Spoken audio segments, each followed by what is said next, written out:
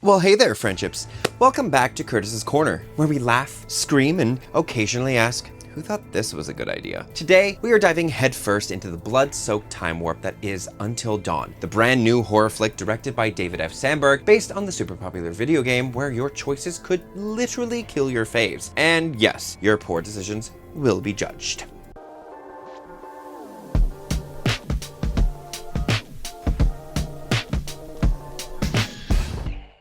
Don't forget, here's my friendly little reminder to like this video if you enjoy movie or horror related content, subscribe to the channel, ring that notification bell as per usual, and head over to my Patreon for only $2 where you get bonus content, behind the scenes stuff, and unedited videos, plus early access. Who doesn't want something earlier than everybody else? Off you go.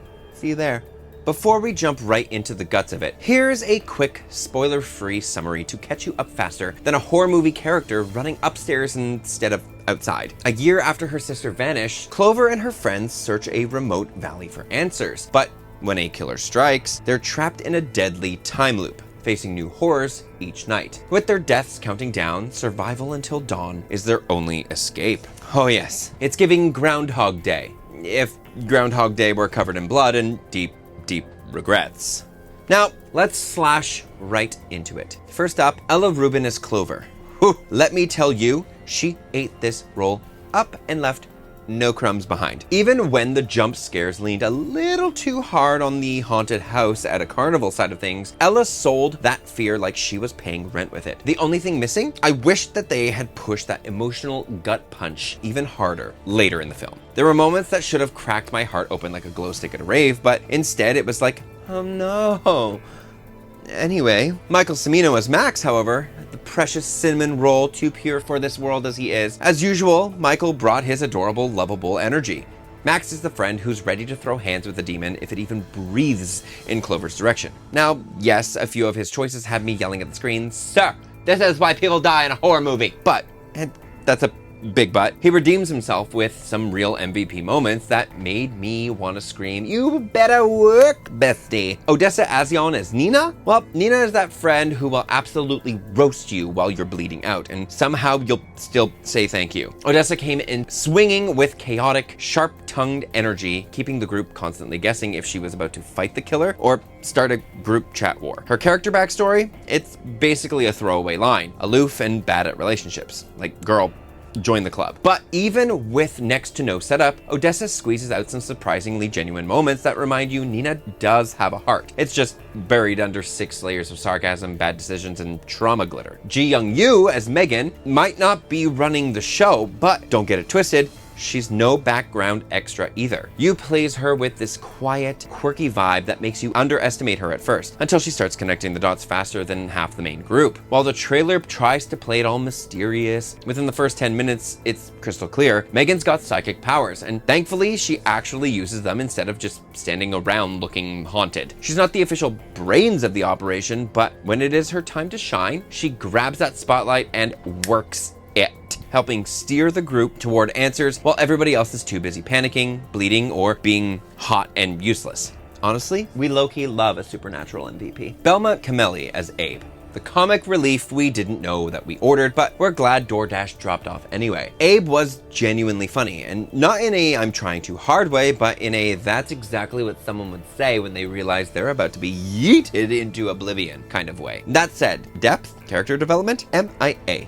Missing with Melanie. He's basically there for vibes and a few one-liners, and honestly, sometimes that's all you need in a horror flick. Now let's talk about Maya Mitchell as Melanie. Now look, for a character who kicks off literally the entire plot, Melanie deserved way more than what she got. She's basically the emotional anchor for Clover's whole journey, but after her icy cold open, which honestly slapped, major creepy vibes, 10 out of 10 setup, she basically vanishes faster than my dignity during a jump scare. There's less character development for Melanie than even Abe, and Abe's whole personality is just funny guy who exists. It's a shame, really, because that opening scene showed she could have brought some real tension and emotional depth if they'd let her stick around longer. Justice for Melanie, honestly. Now, let's rip the mask off this story, shall we? The plot itself, pretty simple, pretty straightforward. You could sum it up on a bar napkin. Lost sister, cursed valley, mass murderers, time loop, scream, rinse, repeat. boom. And the whole, why the heck are we stuck in a death loop situation? Yeah, don't hold your breath for a mind-blowing reveal. Boo. This is less Westworld and more, well,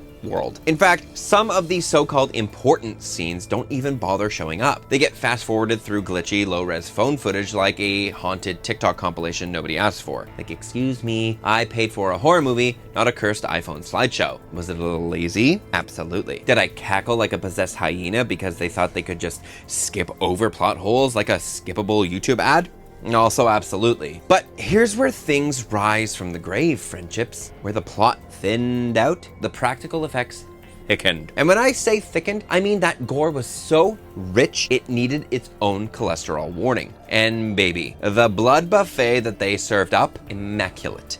Visceral, deliciously disgusting. Buckets of blood, guts galore, and enough intestines on display to open a Spirit Halloween pop-up shop. About 90% practical effects, which means instead of faking terror at a green screen tennis ball, our cast got to actually scream at real fake entrails, slapping them in the face. And that commitment to chaos, my dear friendships, that's the kind of horror craftsmanship that makes my cold, dead heart flutter. Speaking of gooey goodness, let's talk about the kills in this film because they did not come to play. We're talking a full course blood buffet. Creative, nasty, crunchy, splatty, crunchier than a bag of expired Cheetos and twice as messy. And the best part? Every time that death loop resets, it's like a brand new horror runway show. Different killers, different monsters, different murder aesthetics. Think RuPaul's Drag Race, Killer Edition. Category is Bloodbath Eleganza. One night you're getting creepy cult vibes. The next it's full-on slasher chaos. And then the next is, what the hell is that thing and why does it have so many teeth? It keeps the story from getting stale and adds this juicy, chaotic layer of suspense. Who's pulling up to stab us tonight? And will they be serving chainsaw realness or machete couture? I lived,